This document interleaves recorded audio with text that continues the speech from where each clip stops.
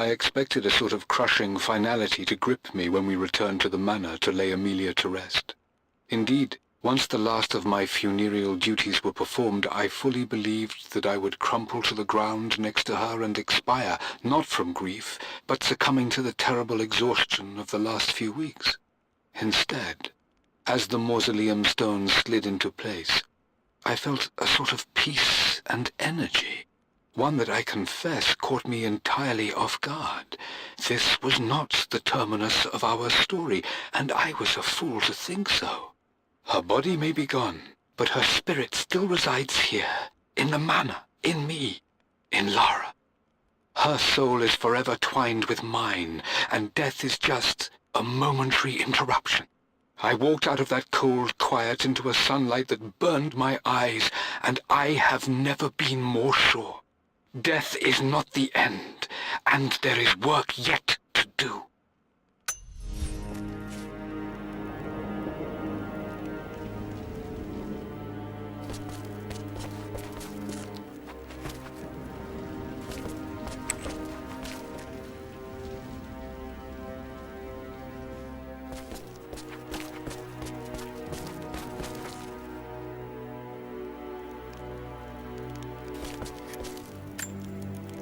My great-grandmother Rose, nicknamed the Golden Rose for her perfect reputation.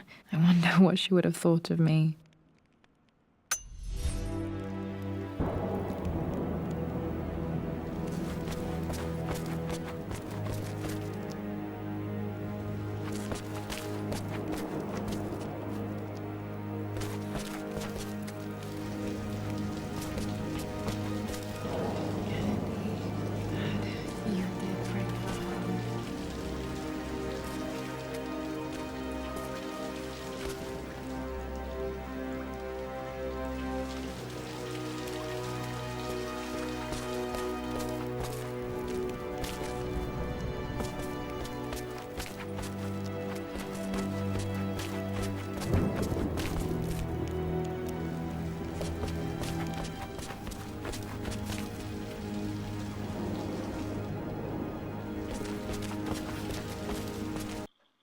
A real shame here is you're not able to record the cutscenes in this game, and it's a trend. Some other games did the same thing. You can no longer record the cutscenes, but here you have Laura's mother Amelia telling her she loves her and explaining this, that, and the other thing, and it brings some understanding and some closure to Laura, which is always a good thing.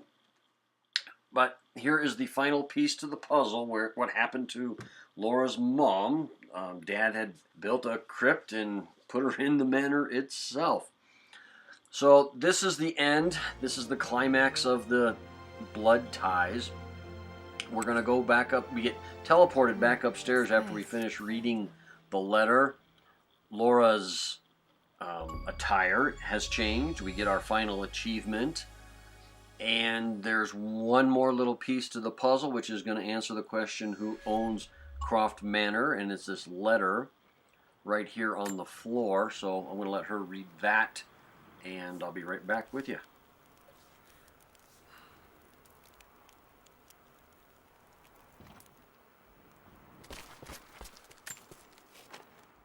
Lara, I have received the notarized affidavit confirming Amelia's grave and the discovery of the burial crypt within the manor premises.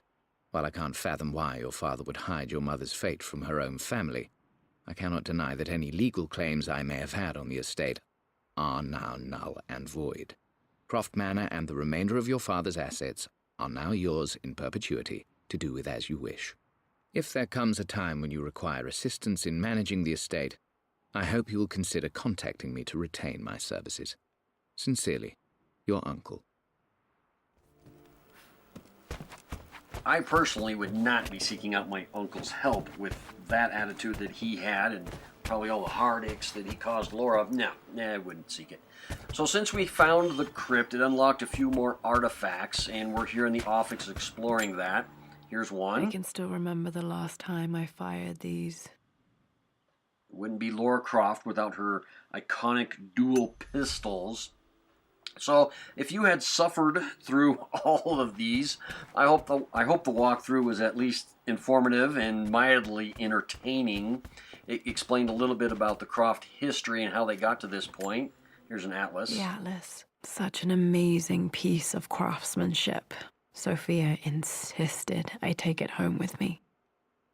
And I personally enjoyed learning about Winston and his relationship with the family. What a loyal employee, if you will. But I don't know if you want to call him an employee, as involved as he was in the whole thing. Okay, this ends Blood Ties, as you all know. I'd just like to say thank you very much for listening, especially if you listened to the whole thing. Thank you very much for watching. And remember, people, to play hard. Life is just too damn short not to. You all take care, and I will see you next time. Goodbye, everybody.